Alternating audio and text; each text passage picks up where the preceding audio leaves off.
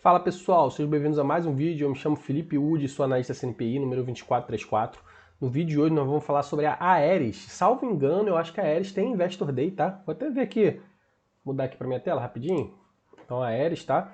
Eu acho que a gente já fez Investor Day no canal, então para quem procura às vezes, tá? Vamos lá na página principal do canal, né? Peraí.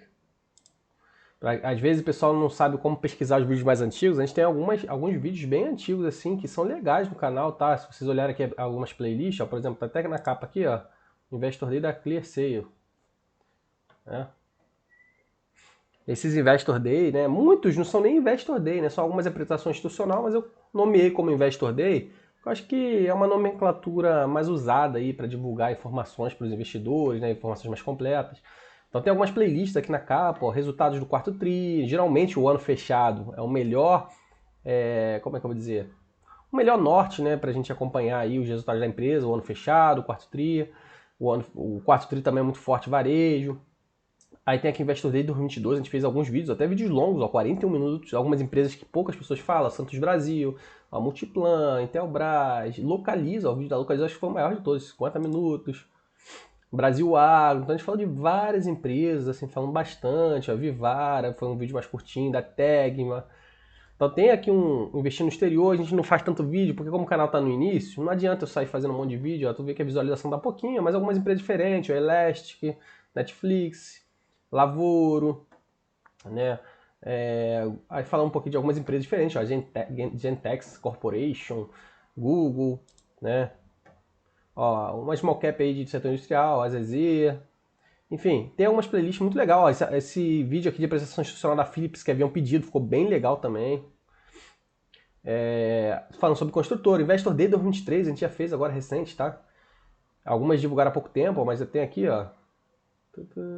Esse daqui, 2023, foi um Investor Day da 300 lá, que eles tinham feito lá atrás, mas eles fizeram uma apresentação institucional nova. Aí eu botei aqui dentro dessa playlist, Investor Day 2023 da 300. Ó, Infracommerce, que muita gente procura e tal, inclusive vai fazer uma diluição imensa. Mas enfim, eu acho que tem da Aeris aqui no canal, quer ver? Tem alguns vídeos antigos, né? Não, daqui tá puxando outros, né? Outras pessoas. Ah, aqui dentro. Tem que ser aqui, ó, lupinha aqui dentro da página. Tu vem aqui na lupinha, até eu errei aqui, né? Aeris 3. Ó, Investor Day da Aeris. Isso daqui, tá? Inclusive, esse vídeo aqui de valuation, alguns vídeos de valuation eu fiz lá atrás. Não é recomendação de investimento, né? Como o canal tava iniciando, eu fiz alguns vídeos aí para tentar atrair pessoas pro canal, né? Tem um ano, ó. E não quer dizer também que o valuation é recomendação, tá? Às vezes a gente faz valuation de empresas que não são empresas boas. Tem até na Paranapanema, muita gente procura, então acabei que eu fiz. E a gente está numa época de bear market, né? Que a bolsa de valores está em queda. Então também, mesmo que a gente valuation fosse uma recomendação, não é porque a bolsa caiu que a empresa ficou ruim. Mas o que eu queria mostrar é que tem aqui o Investor Day aqui da Aeris, tá? Um vídeo até bem completinho, falando da Aeris, falando que eles estão com problema de rentabilidade, tá? Se vocês olharem aqui na descrição do vídeo, tá? Então se vocês quiserem pesquisar alguma empresa específica, é só vir aqui dentro do canal, na lupinha, ou olhar as playlists, né? Tem umas playlists bem legais, né? Como eu falei aqui. Tem playlist aqui de clube de futebol, comecei a fazer. Deixa eu ver como é. Mas fiz só Benfica, Manchester United, como não dá muita visualização, até deu um pouquinho, né? Porque o Manchester United teve a questão do Cristiano Ronaldo.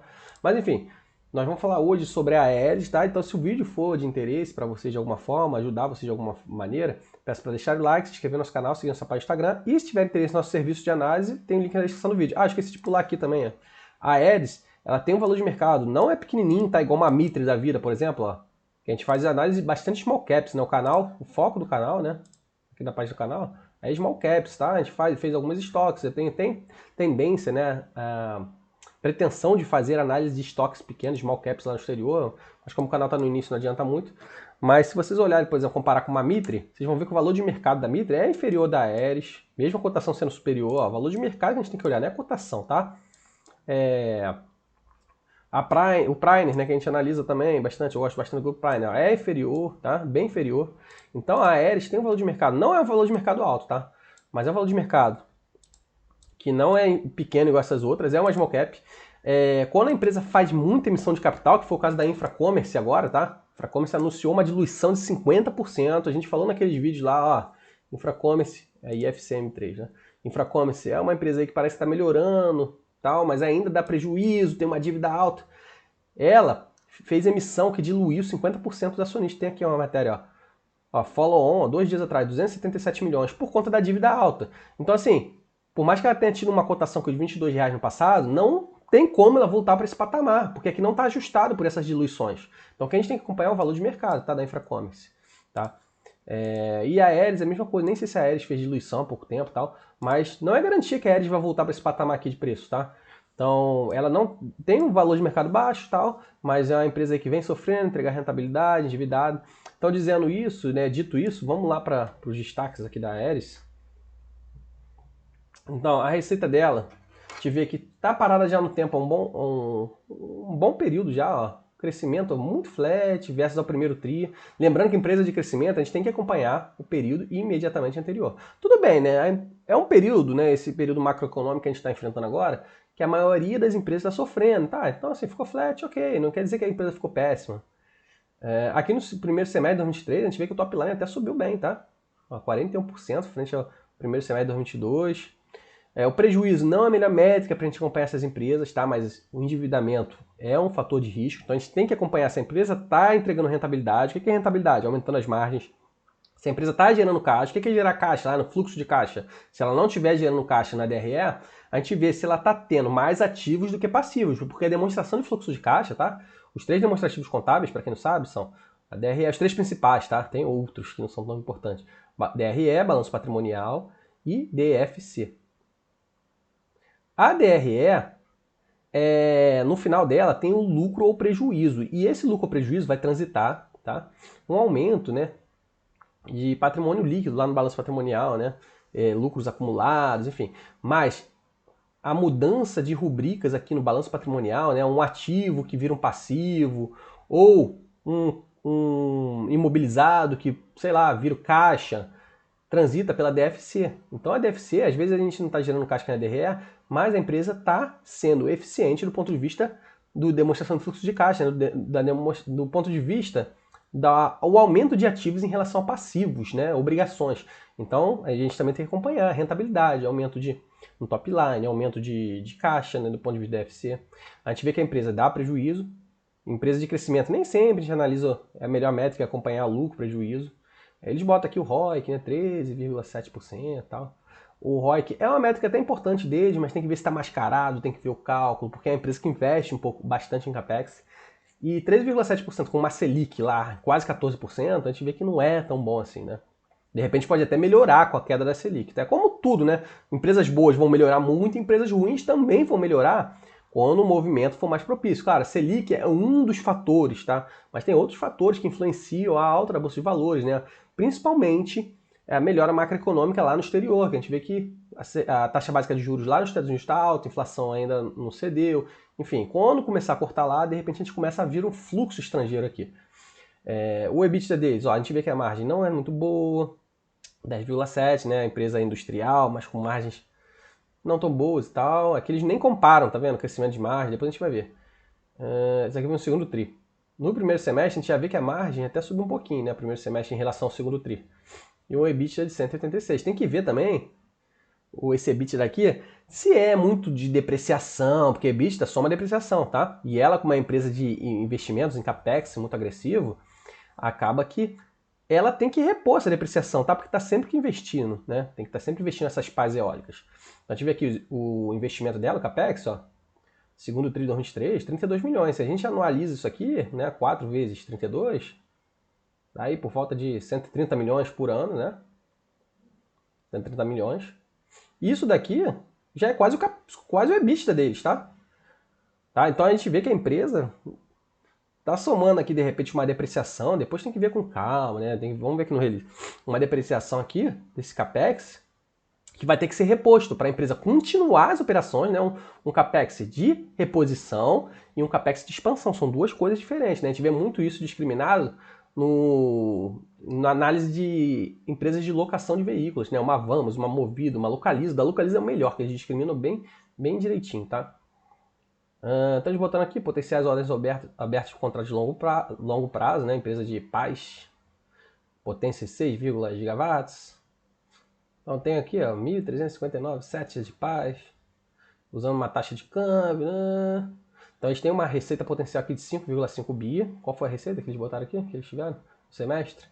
1,6. Então a gente vê que, sei lá, se a gente dobrasse aqui do semestre, estaria o ano fechado de 2023, mais ou menos aí 3,3 bi.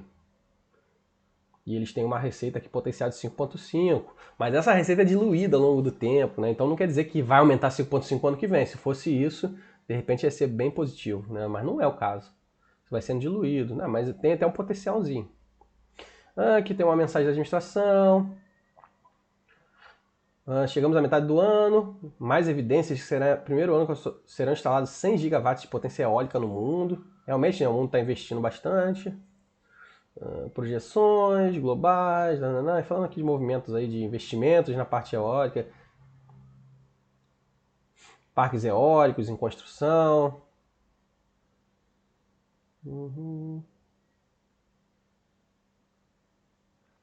Aí tá falando muito aqui de viabilidade, contratos no Brasil e tal. O problema da Aeres não é isso, tá? O problema da Aeres é a questão da rentabilidade, né? Entregar rentabilidade. Questão hidrológica, vamos lá. ESG.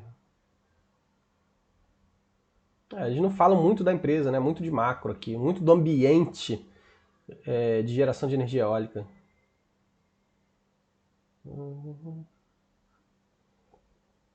No segundo trimestre atingiu novamente o EBITDA de 90 milhões, a mesma coisa do primeiro, né? Mantivemos a disciplina da necessidade de capital de giro, isso daqui é questão lá de ativo, né? Redução do prazo médio de estoques. Muita gente reduzindo o capital de giro, mas aí é porque ela está tendo menos demanda também. Não é 100% positivo, porque tem empresa industrial, claro, não dá nem para comparar com uma VEG da vida, né? Mas que não tem esse problema de reduzir aí capital de giro porque está tendo menos demanda, tá? O varejo em si está sofrendo muito, a gente vê muita empresa aí também segurando, né, lá no exterior, aqui no Brasil. Mas não sei se isso chega a um ponto positivo. A alavancagem deles era 3,2 vezes no primeiro TRI, 2023, reduziu para 2,8 vezes. Esse é um outro problema, a empresa não aumenta muito top line, né? Estagnada, a rentabilidade não reflete lá em lucro, não tem uma geração de caixa por conta de capex pesado, e aí a dívida vai pesando. Continua sendo afetada por uma estrutura de capital onerosa em um ambiente de elevada taxa de juros. Mas de repente, com uma queda de juros, que eu falei, ela pode se beneficiar, mas não é a melhor empresa assim, que a gente procura, tem outras melhores, né? Mudanças contratuais, que eles estão fazendo, em 2 nossos clientes, de repente para melhorar essa rentabilidade que eu estou mencionando, tá? Taxa média de utilização da capacidade, 61%. Vamos lá. Não tem muita informação aqui, né? Então essa questão aqui de sets, conjunto de 3 pares, né, que eles fabricam, né, esses sets aqui. A gente vê que o volume, né, do produto deles, mais ou menos flat, até caiu em relação ao primeiro TRI, por isso que caiu esse capital de giro também. Mais ou menos, andando de lado desde o ano passado, um leve aumento. Então o volume, né, de solicitações também dessas PAs deles não é muito forte, né? Aí é a produção de megawatts que eles fazem, né, dos aerogeradores equipados pela PA. É uma métrica operacional para dizer que é melhor, né? Os PAs deles. Falando aqui de algumas linhas maduras, tem aqui os destaques, né? Linhas ativas, linhas maduras, linhas não maduras.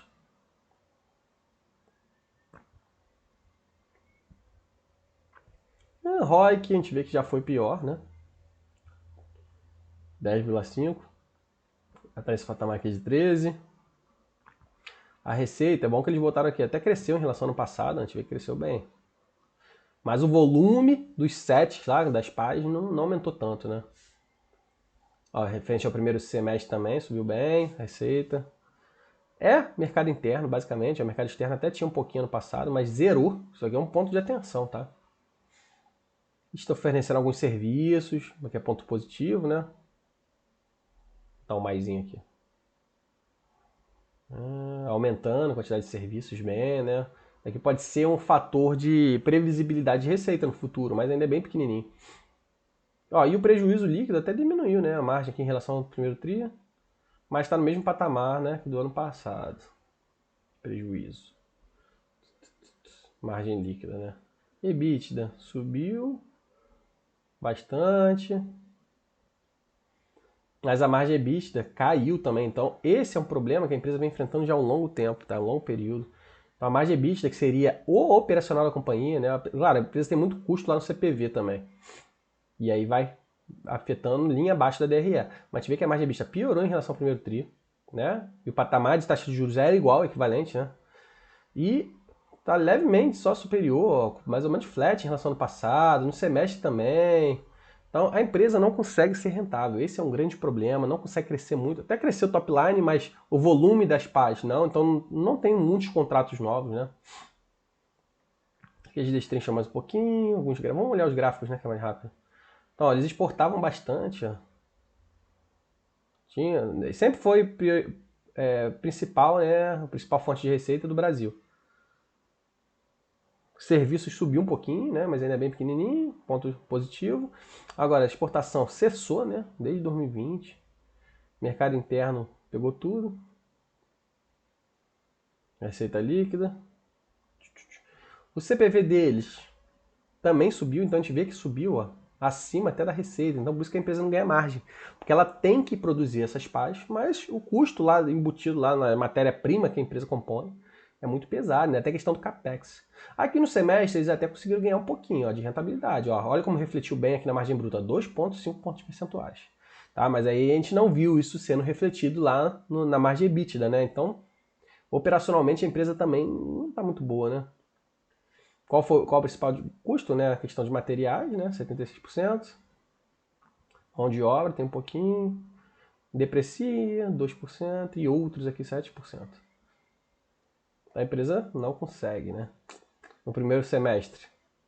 Até diminuiu um pouquinho do custo com materiais. Mas aumentou aqui, mão de obra. Então acabou que ficou mais ou menos a mesma coisa. Tem essa questão de outros aqui que teria que destrinchar mais adiante. Aqui eles falam um pouquinho do repasse dos custos, né? O que eles têm aqui? O contrato de fornecimento de paz. Duas variáveis, materiais diretos e valor agregado. Ó, eles passam o preço, né, dos materiais diretos, segundo eles falam, né? Incluindo o preço praticado do fornecedor, custo logístico, tributos não reembolsáveis, variações cambiais, né? Aí tem um gráfico aqui. Eles costumam ir passando, né, repassando esse preço já historicamente, na mesma medida que sobe a receita. E tem esse valor agregado. Vamos ver esse valor agregado aqui. Eles não falaram disso não, né? Então, o problema é o seguinte, né? Essa questão, ainda tem essa questão do valor agregado aí, deve ser uma melhora no produto, né? Produtos de material mais bem acabados que afetam esse custo aqui, né? E essa receita também deveria subir num patamar bem spread, né? A gente vê que o spread, ó, desde 2019, ó, esse espaçozinho aqui, mais ou menos em linha, aí sobe um pouquinho, o outro também sobe um pouquinho, parece que é mais ou menos em linha. Então, assim, não sei se a queda da taxa de juros vai subir. Aqui no quarto tri de 2022 teve até um spread largo, ó. Se eles ficassem subindo nesse patamar aqui, de repente, ó, seria até vantajoso. Mas não sei se a queda de juros já vai beneficiar a empresa, assim. Como eu falei, pode ser que a empresa até suba, mas não é a melhor empresa do mundo, né? As despesas gerais administrativas não são as maiores despesas, né? Mas a gente vê também vai aumentando a 10% frente ao trimestre. De repente aqui é não recorrente, né? No semestre 3,5%, porque aqui também tem efeito de reajuste salarial e tal. Mas ano passado tinha até mais aqui, ó, 4,3% da receita, né, no segundo tri. E no semestre também, 4,4%. Então eles deram uma segurada aí e tal.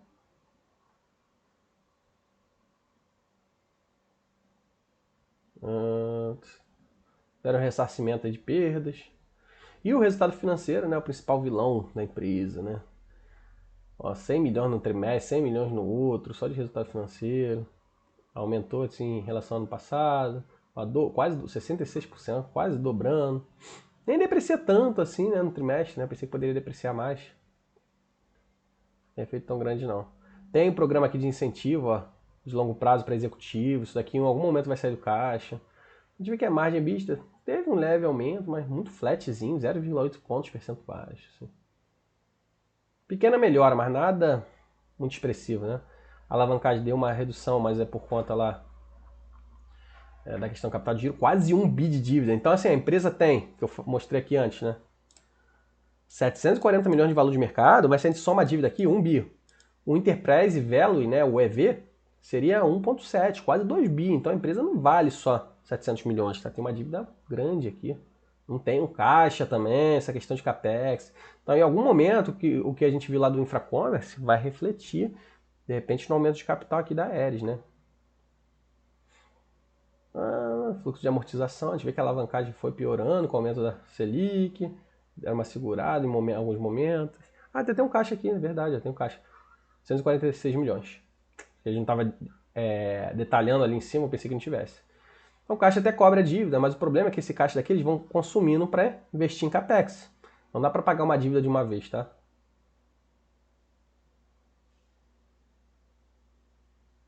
A dívida, aqui eles já botaram caixa líquida, dívida líquida, né? Ah, ele era dívida líquida, a dívida total, ó. A dívida total, na verdade, é 1,7 bi, então é uma dívida monstrinha, tá? 1,7 bi de dívida, a empresa tem um caixa e tal.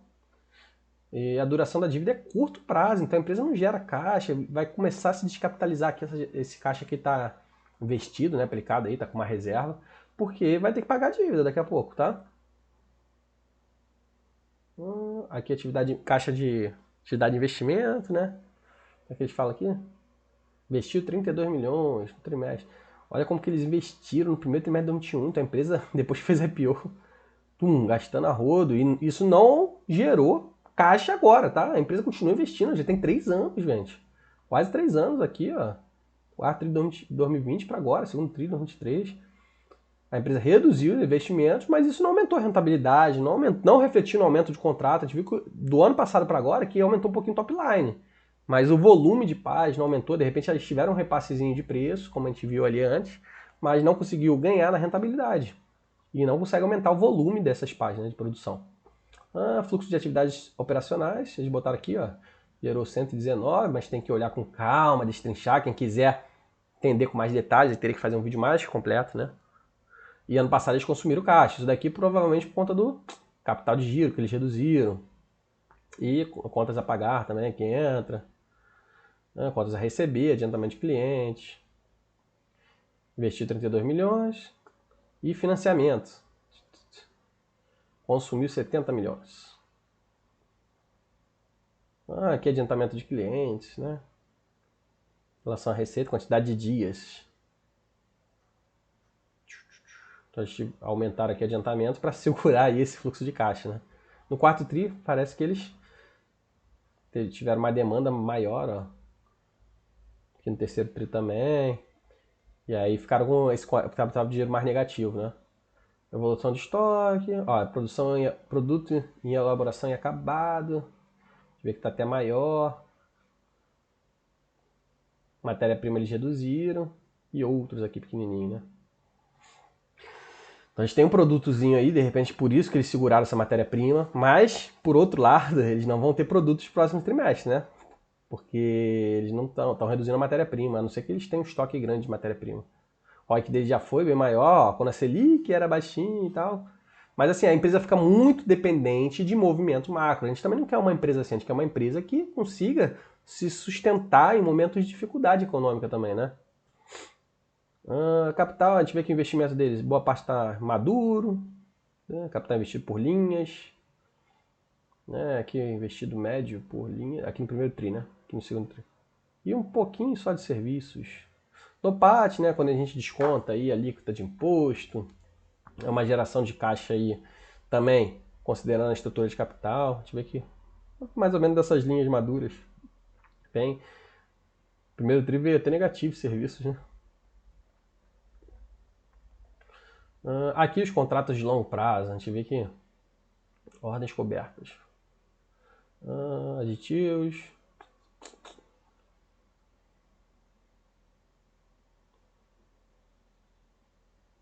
Tiveram uma reduçãozinha, né? Eles botaram aqui. Tiveram alguns contratos aditivos, mas redução no volume de potenciais ordens cobertas por contratos de longo prazo. Então, assim, não me parece estar indo muito bem, né? Não sou especialista nesse setor aí de paz, tá? Vou mostrar uma DREzinha. Nem deprecia tanto, né?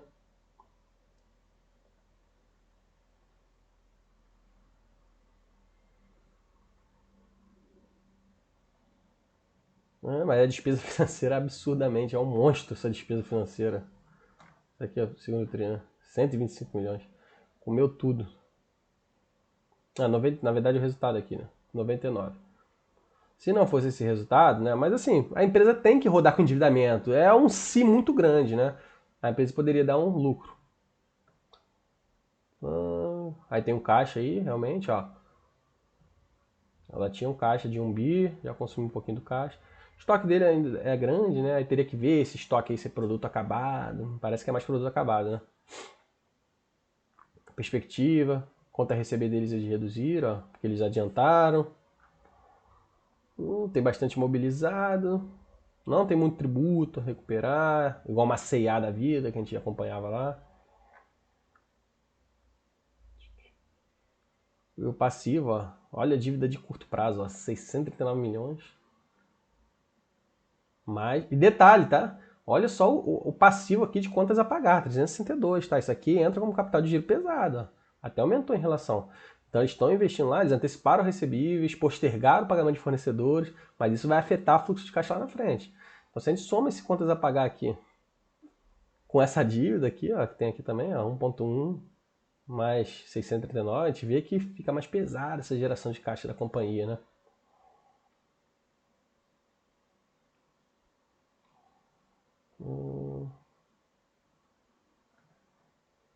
Aqui, geração de caixa. A gente vê que a empresa gerou caixa. Mas segurou, né? Investimento em estoque. Ó, postergou pagamento de fornecedor. Aqui é o adiantamento de clientes, né? É engraçado que esse momento aqui ficou até negativo. Contas a receber. Juros pagos, aquisição de imobilizado, 32 milhões. Tem pouco intangível até, uma empresa mais aí de imobilizado.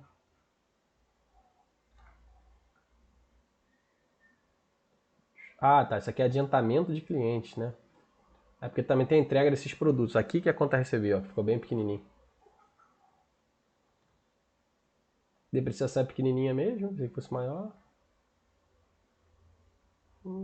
Empréstimo amortizado. Então essa daí foi a Aeres, tá, pessoal? Assim, mais uma vez, a Aeres continua mal das pernas, não tem perspectiva. Não é porque a cotação caiu que tem como ela voltar lá para aquele patamar, porque tem essa questão de emissão de ações constante. Então, assim, eu acho que tem empresas muito melhores que a Aeres. A gente fez um Investor Day explicando. É uma empresa interessante, mas está muito crua ainda, né, para a gente investir, tá? Espero que eu possa contribuir com vocês, com esse vídeo, né? Peço para vocês deixarem o like, se inscreverem no nosso canal, seguir nossa página do Instagram. E se tiverem interesse no nosso serviço de análise, o link vai estar na descrição do vídeo. Valeu, forte abraço.